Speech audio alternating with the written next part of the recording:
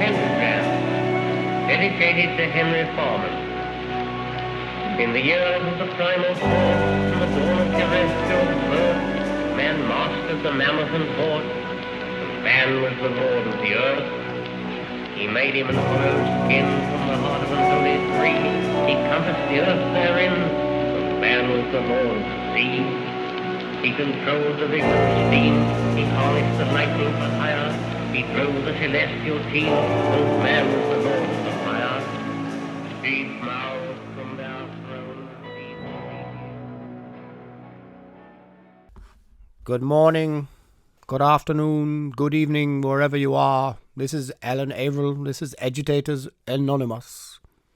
Whatever day, whatever week, whatever month, whatever year it is. If you know the answer to that, raise your hand. I quite like the idea of doing all the podcasts from now on in that old school British Pathé newsreel voice. It would make me quite content, quite happy, something quite relaxing about the tone. Maybe everyone could do it in that voice. Anyway, yeah, if you do know where we are, please send an answer in on a postcard and just put it Alan Averill 1947 on the postcard or something like this. So, my friend remarked to me last weekend, he said, it's like living in a really boring communist country that hasn't had revolution in ages. Or words to that effect. You know, I mean, he was taking the piss, but he did have a kind of a point in that it's all a bit like a dull country behind the Iron Curtain that nobody ever heard of. The Republic of Mezkistan or something like this. Where the highlight of the week is meet Victor for beer and discuss new machinery technique for tractor factory.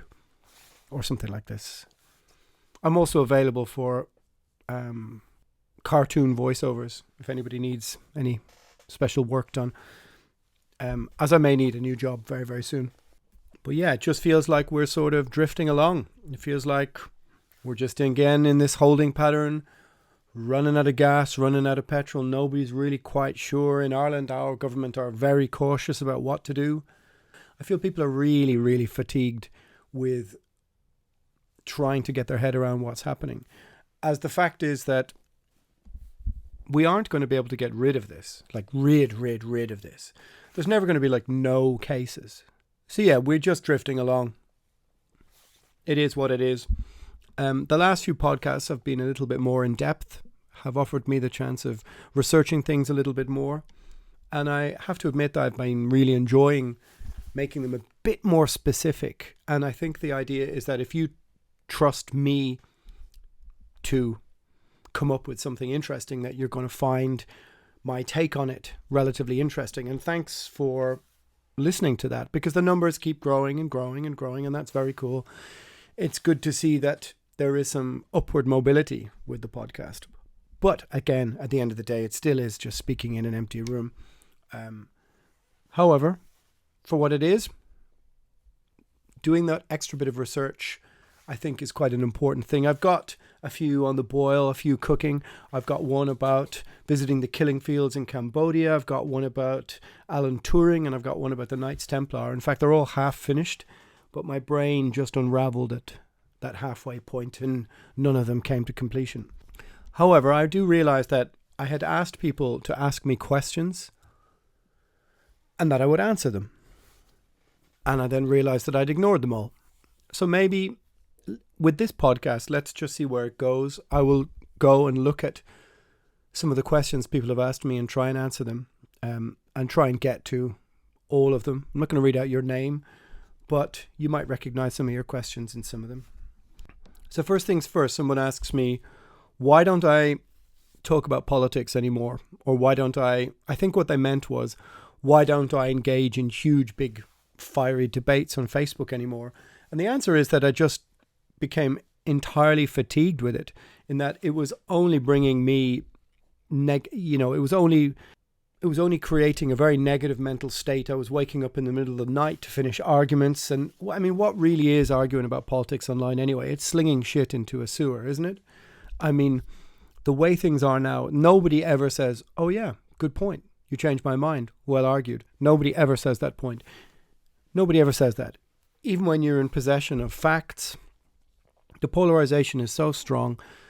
People are more inclined to just double down based on who you are, because conceding that you might have a point will mean conceding ground to whatever they perceive where you are from. And I also don't feel that it's everyone's entitlement to know everything about me.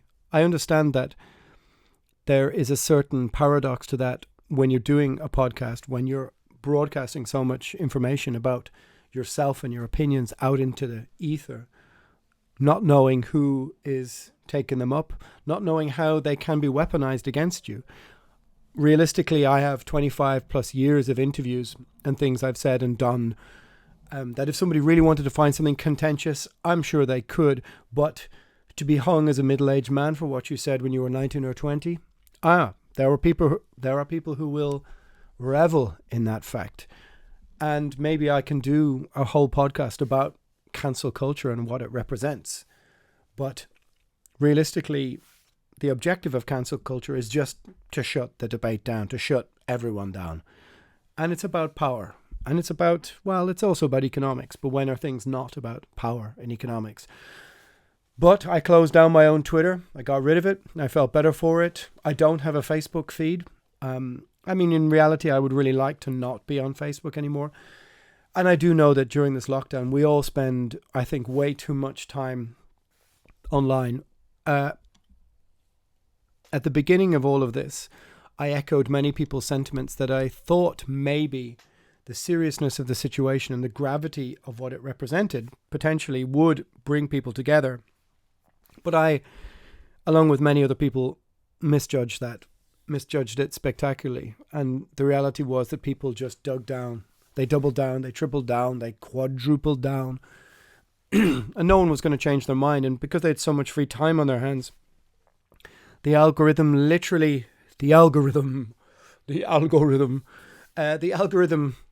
was rubbing its hands with glee, saying to itself, a captive audience. And so everyone just became entrenched in their own virtue signaling or their own,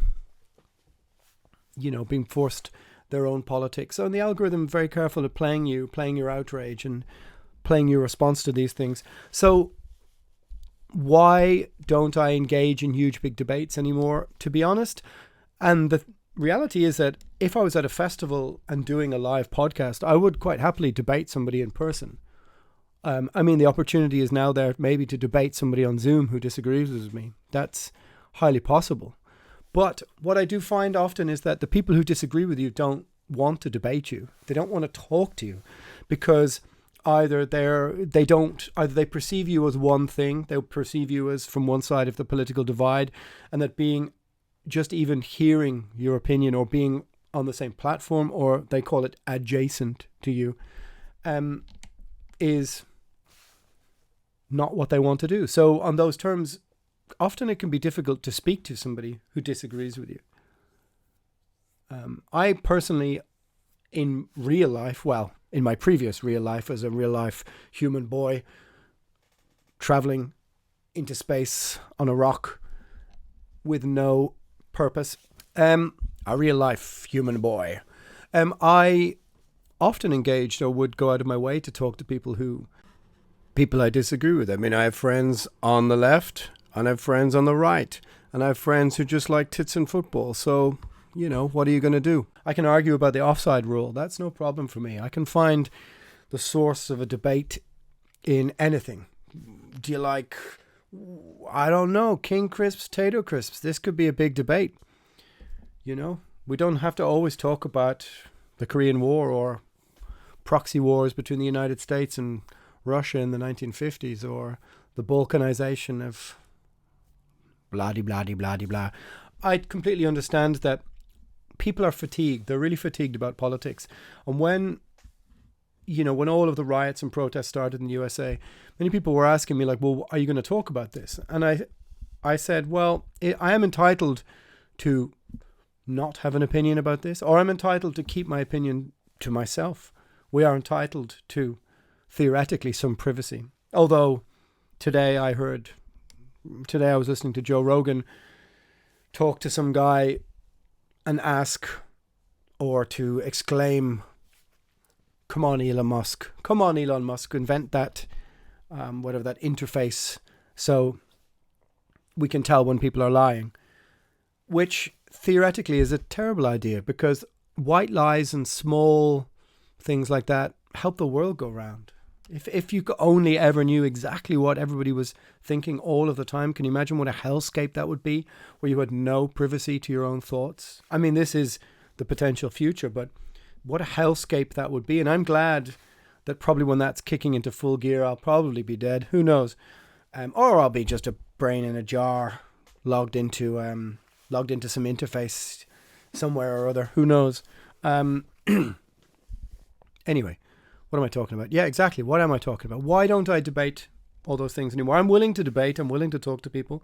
But of course, when you start a podcast, when you start to throw messages out into the ether, you don't come out all guns blazing, laying it down. I didn't want to become like a kind of YouTube talking head where you become beholden to having to have outlying opinions all the time in order to get clicks, which I don't think I have personally. I don't think I have necessarily those opinions. Some people might disagree, some people might agree, but as with most things in reality, we are nuanced human beings who can hold two seemingly contradictory points of view. You can be pro one thing and against another thing. You can take a little from column A and column B, which is traditionally what people did until column A and column B stopped speaking to each other. So the reality is that doing the podcast wasn't a platform for my politics. I wanted to make it silly, witty, insightful, maybe make a few people think about a few different things, but I didn't want it to be blood and thunder political rhetoric. I mean, who needed that right at the time? And also, you know, this mantra that silence is violence. I mean, this is not true. You're not compelled to give your opinion about something. And also, if you're not in possession of all the facts, then what is the purpose of always giving your opinion about everything? I mean, that's part of the problem in modern society. It's part of the problem that we're in as a society, a polarized society, is that we all just vomit forth our opinion. And this is the derangement caused by social media, in my opinion. The narcissistic, selfish derangement, which has generated an entire, well, it hasn't really generated a generation, but I suppose we can roll with that awful piece of English. It has created a generation of people who believe that every opinion is worth something, even if it only took them 3 seconds or 5 seconds to vomit forth. Someone posted on our Twitter, 10 minutes in, this guy's a moron. And I thought to myself, well, good for you. Good for you for making a knee-jerk judgment and then vomiting it out into the world. There you go. Well done. Well done, sir. And that is sort of where we are. So if we understand that the very nature of social media itself is to make that knee-jerk comment, share, outrage, anger, then silence is not violence. Silence can be contemplation. Silence can be assessing facts. Silence can be an admission that you simply don't know what to think. And if at the end of the day, all we are doing is sitting at a screen all the time, taking in information, then of course we are privy to the distortion of our own algorithm again. If somebody would like to make a donation every time I say, or algorithm, then I'm sure I would have about 7 old English doubloons at this stage. So what am I talking about? Yeah, that's one of the reasons why I don't really discuss that. And there was a time where I think everyone felt it. Every story was about activism and racism. Every story, every podcast. And I just thought, really, is this what's needed? Another me banging the tin pot in the background of all the other people playing, making a noise about it. And the truth is, in the fullness of time, I think I'm going to address some of those subjects, but maybe it was just a good idea to let the clamour die down a little bit. And also, I'm just a singer of a heavy metal band. No, I'm not a historian. I'm not a politician. I'm just a singer in a heavy metal band with a few opinions about a few things, who's been a few places. And that's what forms those things. So it's also not your entitlement to know everything that I think. I think that's one of the things that people forget. And I remember reading a paper by a Swedish, I suppose he was a social media commentator, and he said that people have to realize that what, in the beginning, things like Hotmail or our emails were sold to us as our privacy, our private emails. But we've had to realize as people, as human beings, that if I'm going to meet somebody in a park and have a discussion, that's now private. If you turn your phones off and are outside, that's the most private conversation you can have, yet it's in the most public context. Realistically, what was sold to you as being private is now public.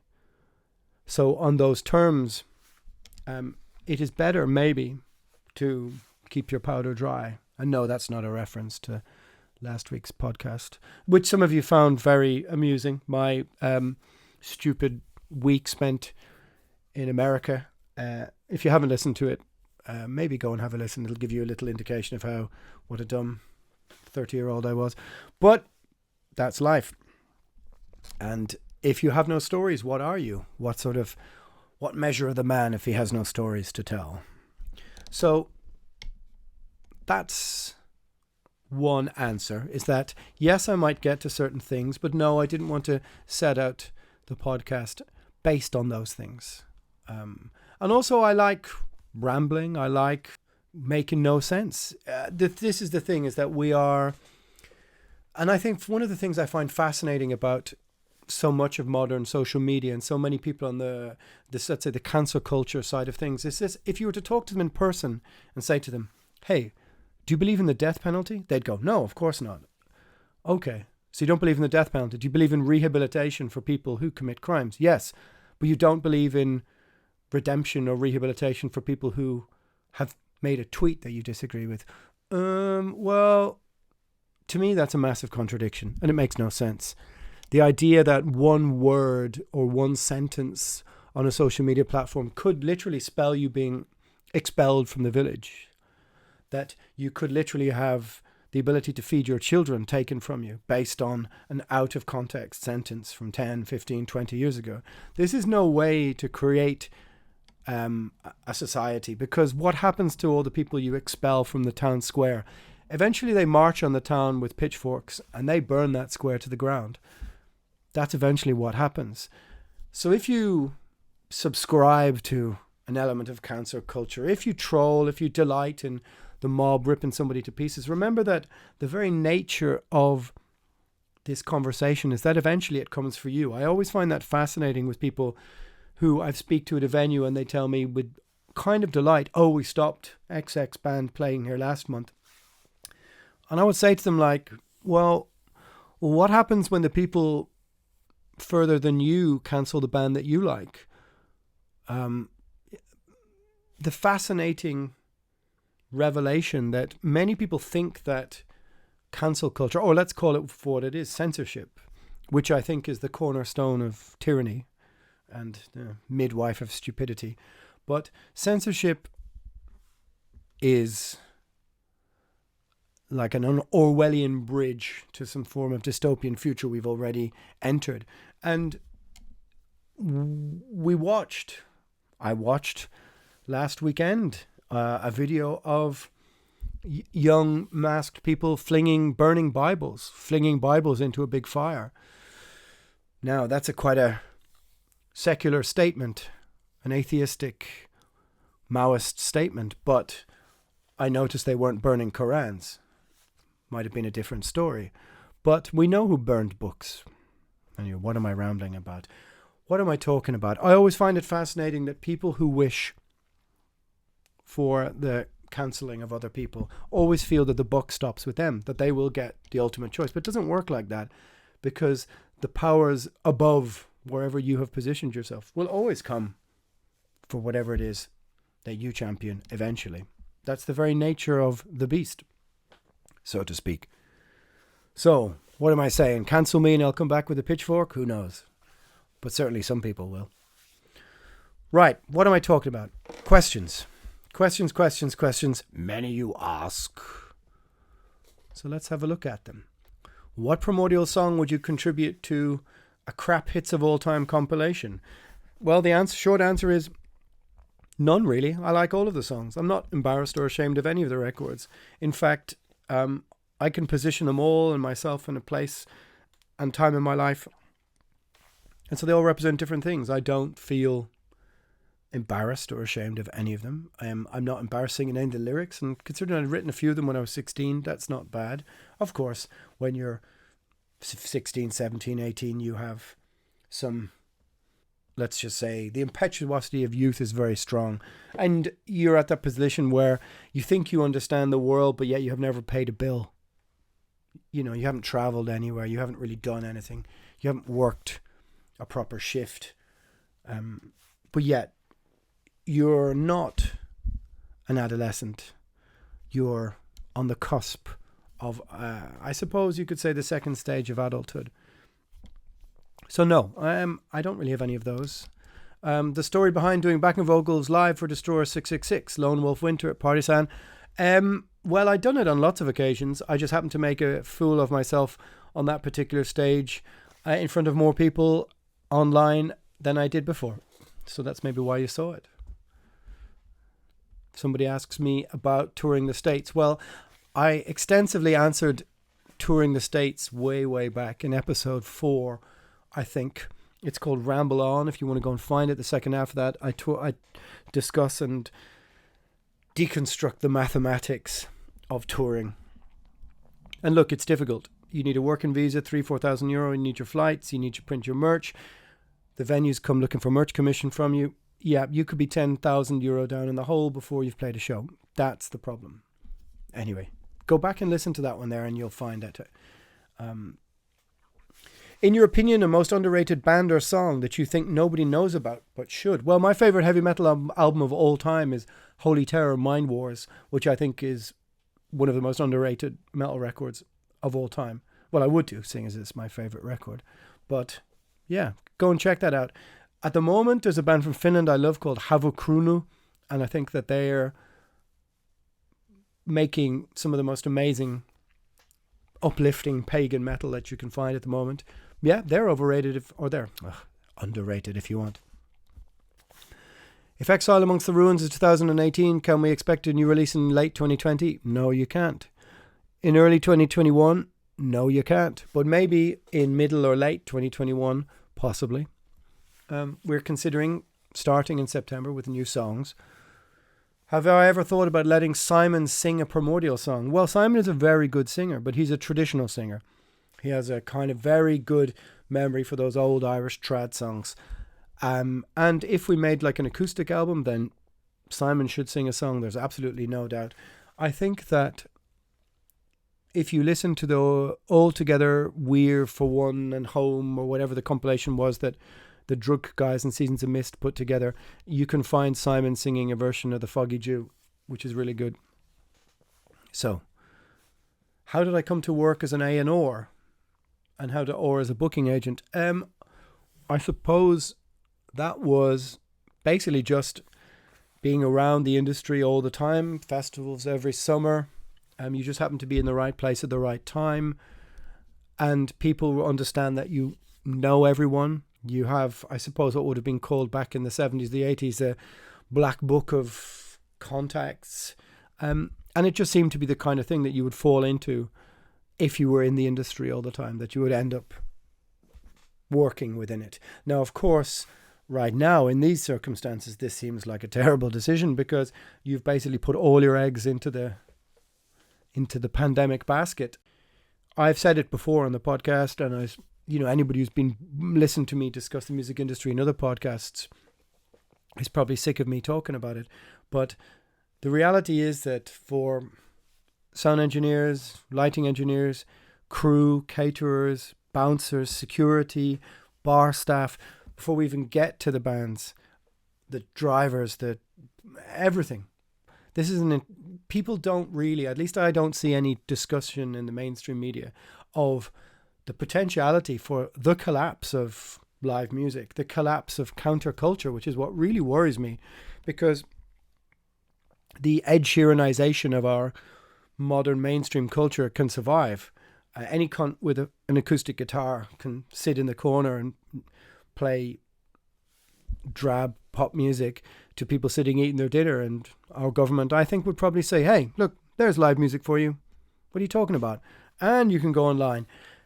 Of course, anybody who's listened to me talk about purpose, agency, achievement, movement understands that this is, of course, the death knell for what we are, rock and roll, for bands, for touring, for playing live. So, like many people, all we are doing is still in this holding pattern, wondering what society will come out the other side, or what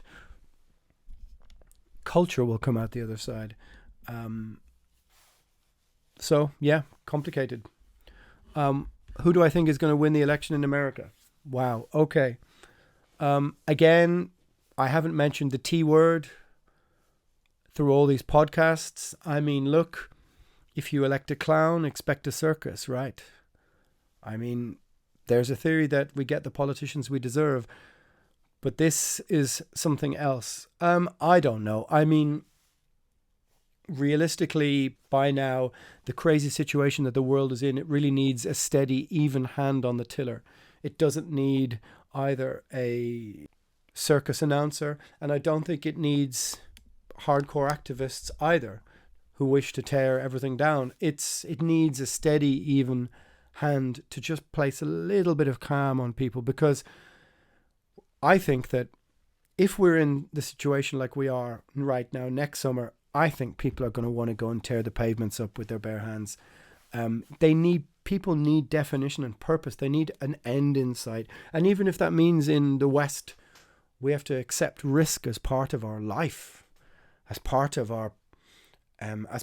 things that maybe other parts of the world accepted in their day-to-day, then so be it. If the alternative to that is just locked down for years and years, and this sort of, as I said, today I meet Victor, we will go for a walk by canal, I see swan, I hit him with brick in head, we eat swan for dinner, it is highlight of week. Am I allowed to make that voice? Not sure. Anyway, swans are very aggressive, actually. Anyway, point being, if terrible Trump wins, I think we could be looking at some really, really serious upheaval. I think we could be looking at some real civil unrest. And as for the other guy, well, I mean, look, Weekend at Bernie's. I guess everybody's waiting to see who he announces as his running mate, because they're going to get the job if he wins pretty soon, because they're going to retire him. They're going to press the shutdown button, you know. I don't know. I just really hope that we manage to find a more calm and even solution. But, you know, I'm a pessimist. This is my job. It's my job. And so it looks pretty gloomy to me. But then again, at the moment, I think everything looks pretty gloomy. It's just such a terrible shame that there wasn't a third way in American politics, because the reality is that I think the system was all fine and well until it became apparent that if you just have enough social media following and go to people, hey, vote for me, you could get President Kanye very easily. But I do sense the will among certain people to want to throw rocks at it, to destroy it, with voting for Trump before, to, you know, drain the swamp or whatever all that nonsense was. I sense people are really fatigued and tired. But look, I don't live there, which is why I tried to talk to Josh about the whole situation, rather than just proselytize and just waffle on with my own opinion based on whatever I was taking in from a screen or talking to my friends in America. But if you will revolution into being, be careful in a country that has 350 million guns in it. I don't know. Anyway, like I said, I'm just a singer in a heavy metal band. What do I know? What do I know? Seneca or Aurelius? I often talk about Stoicism. Which do I prefer? Well, that's a complicated question. Seneca or Aurelius? Well, maybe Seneca gives me more existential hope, whereas Marcus Aurelius gives me more practical hope. Does that make any sense? Yeah, no, I think that kind of sums it up. I will try and do a podcast on Stoicism. I do try to examine my own relationship to what Stoicism means, because I know that as somebody who doesn't, as I've said maybe 3 or 4 times, I don't admire extremities of emotional stasis. I don't admire, I don't think it does good to bring heightened emotions into a sense of observation or judgment of a situation. So I kind of admire dispassionate analysis of a situation. Maybe it's because I've always been quite interested in mathematics, or probably someone would say I'm on the spectrum. I don't know about that. But I will maybe take a podcast and examine some of those things. Oddly enough, interesting to note how much Nietzsche disliked Stoicism. Thought it was a bit of a cop-out. Did old hot for Nietzsche. So maybe I can look at that as well. Is Stoicism toxic masculinity? Isn't everything toxic masculinity? If a man wrote it. Sir, I don't know. I'd have to think about that quite considerably. Have I read the book The Age of Surveillance Capitalism? No, I haven't, is the short answer, although I do know the tech giants' incursion into and domination of daily life, distortion of democracy and our sense-making of the world. Well, there's a question, huh? I do think that a lot of people now misuse the word capitalism. They apply it to literally anything they disagree with. It's the same thing as calling everyone who disagrees with you a Nazi. Free market capitalism is difficult to, for example, unregulated capitalism.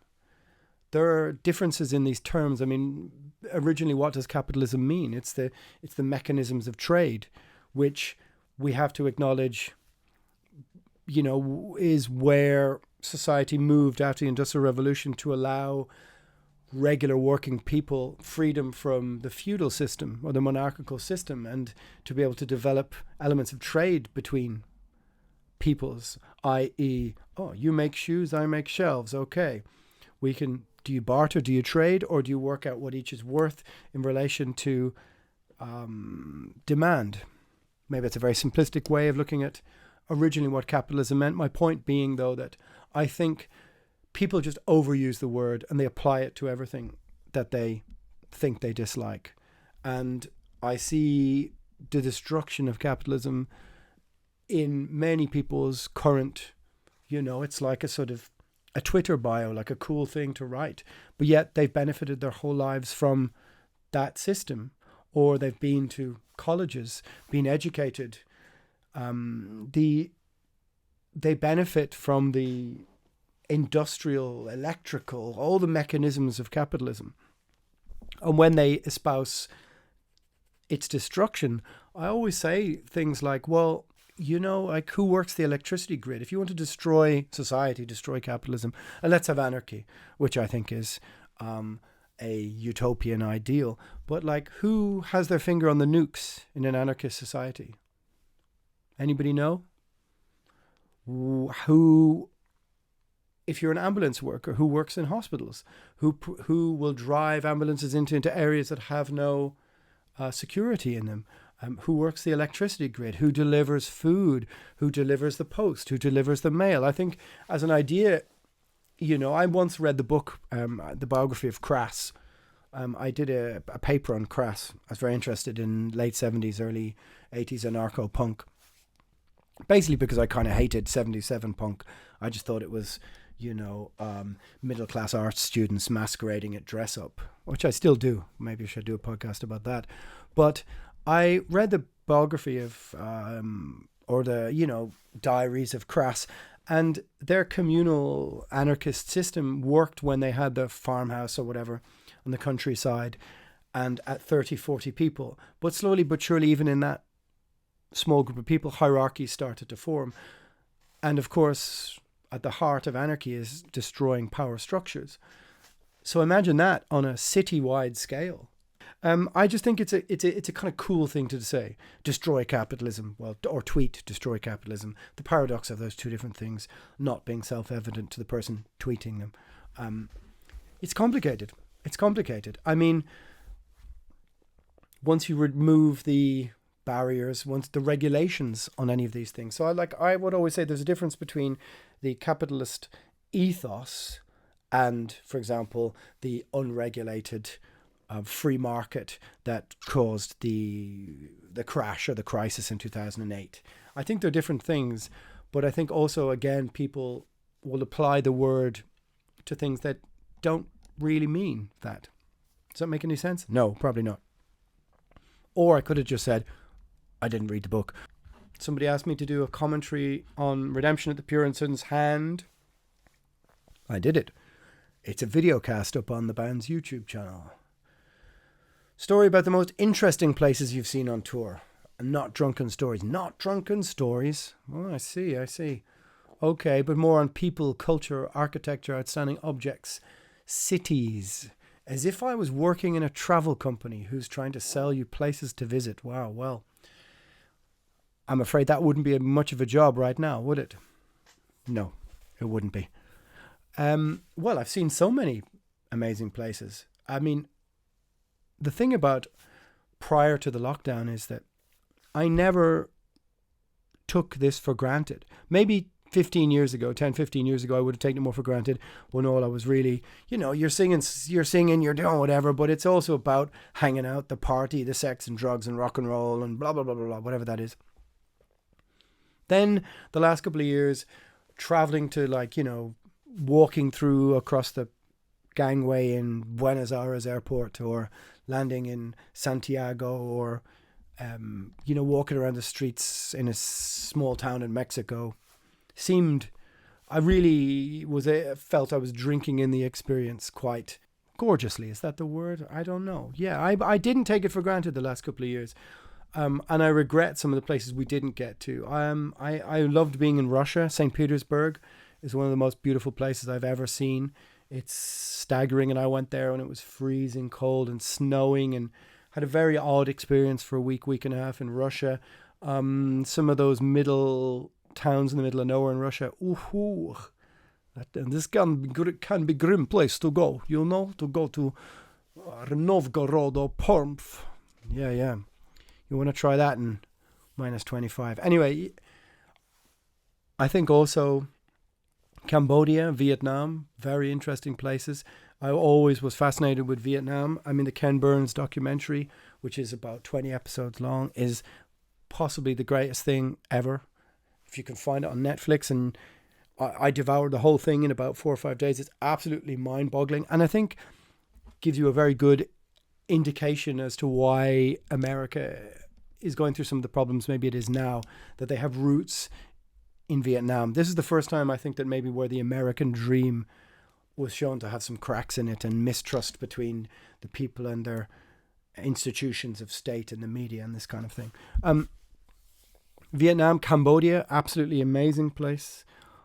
Absolutely staggering. I suppose I visited Easter Island, which I really should do a whole podcast on. I think people are really interested and curious about that. But, I can also be fascinated with downtown Detroit or, downtown Montreal, Edinburgh, small towns in the north of Norway. Everywhere has something, somewhere, somebody interesting in it. And without travel, without movement off this rock, that's one of the things I find the most difficult to cope with. I think I could just about be a YouTuber, like a traveling YouTuber, is that a thing? I don't know, travel writer, something to do with just constantly moving. That could give me or satisfy some of the wanderlust that feels completely curbed in this current situation. But I'm very thankful to say many places. And I'm not going to say I feel lucky to have seen them all, because I think you reap what you sow. And so when people say, you've had this lucky life and this, that, the other, it's like, okay, yeah, but it was also built on our creativity, our ingenuity, our dogged persistence in not quitting making music, in being a band, in struggling through it. So you do get rewarded for those things, you know. The monument to the coffin ships and where you got the song's words from. Well, I didn't get all the song's word from him. I just got the middle bit,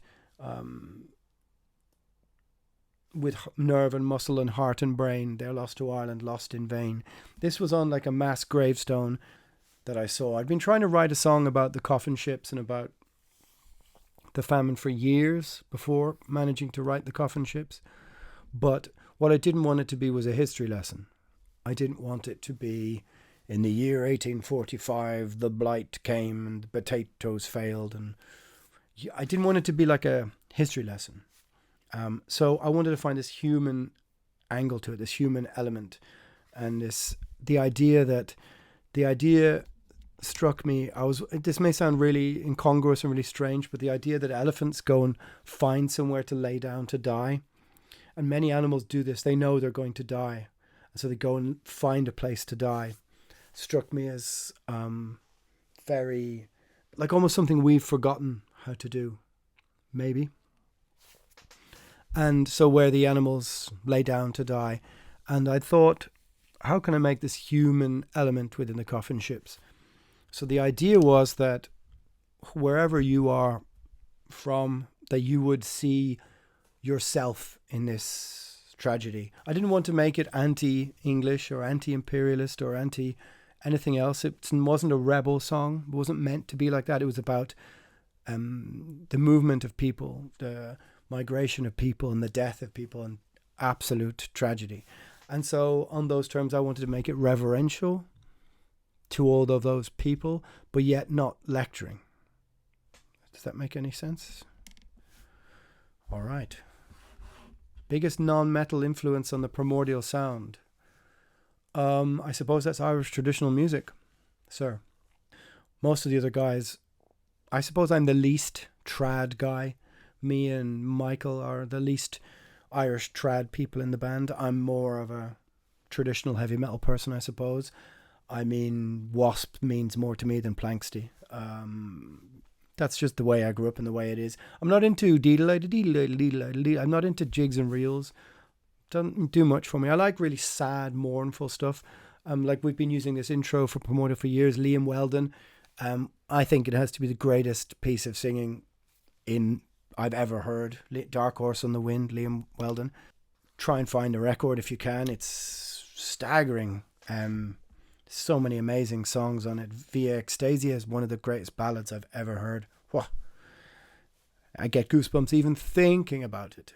Irish traditional music was, for the most part, the biggest influence on the Primordial sound. For me, I always tried to have a little touch of the Joy Divisions and the Cures, Nick Cave, Leonard Cohen, that kind of thing. I brought a little bit of goth to the party, a little bit of, the vocals in Graven Idol are influenced by Fields of the Nephilim, that kind of thing. There's a bit of Dead Can Dance always, a bit of cinematic scape.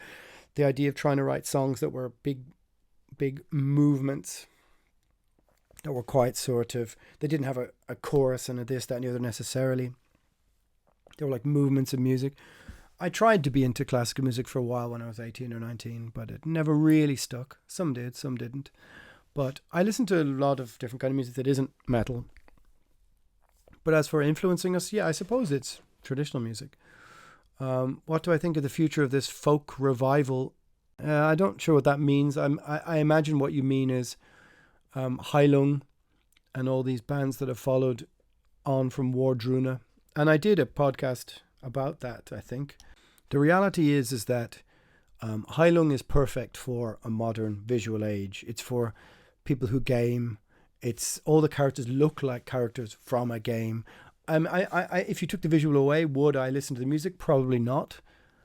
But it's not bad. And let's be honest, if this is a groundswell of people who are trying to respect or reflect on their own culture, tradition, myth, heritage, then it's positive. It's got to be more positive than awful misogynistic songs about murdering prostitutes or stupid gore grind or something like this.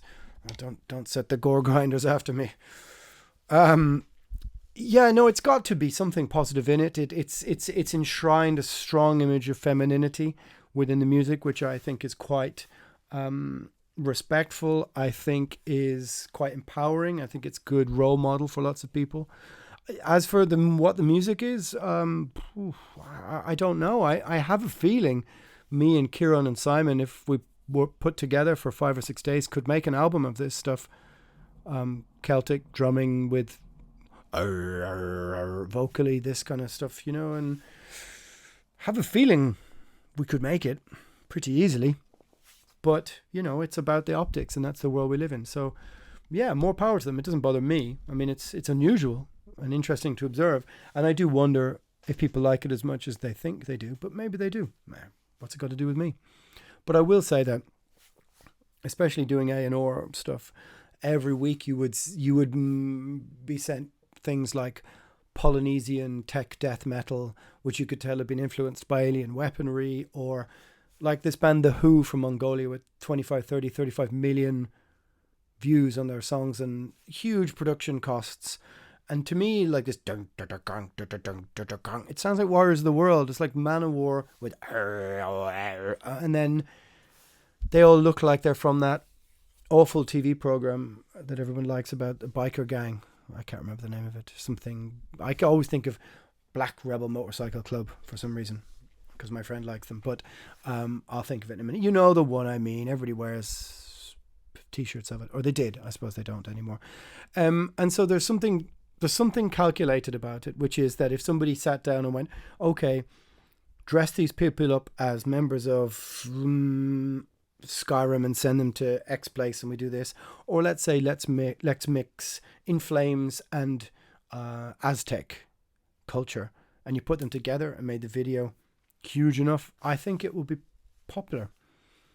And that points to something else, that how much of these bands that follow on from the people at the head of it are just, chancing their arm.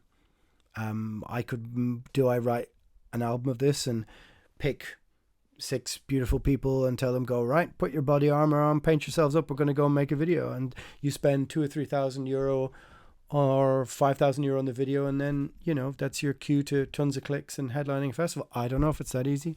Probably isn't. After complaining about being a screen in an empty room, how do I feel about recording a performance for Metal Festival Alliance? It's an old show. We didn't film something new for it. I mean, I can admit that I've done quite a lot of bitching and complaining about the concept of playing live shows in an empty room. I think it's somehow soulless and depressing. And I couldn't imagine putting all the gear and the paint and all this, the stuff to just head out and pretend to be playing to no one. If we were to do an online thing, it would probably be a filming of a rehearsal with maybe an explanation of some of the songs beforehand.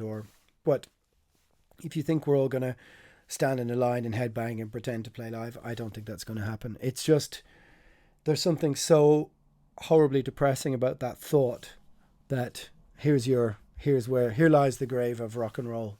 I can't countenance in it, bring myself to consider it. Maybe for other people they can, but, and I've said it before, and it's boring to hear me keep talking about the same thing, but the truth is that, if socially distanced gigs just become the norm, then we're done. We're out the door. I mean, really, maybe Primordial could just about play a gig to people seated and spaced, but on what financial terms? If it's a 20-30% capacity room, you're having to put 300 people in a 1,500 capacity room. Yeah, it's complicated, and it's financially unworkable. And that's not even just for us, it's for the crew. I mean, we might be able to do it with some support from the state in a venue in Ireland, but to travel somewhere, no. I mean, people keep telling me that, oh, look, the underground will survive, it'll come up stronger out of this. I don't know if it will. Maybe it will, maybe it won't, but don't forget, the underground in 1986 or, underground bands in 1994, there was no touring circuit. So if you want to go back to just mailing each other and trading, like what does that mean? Go back to the underground.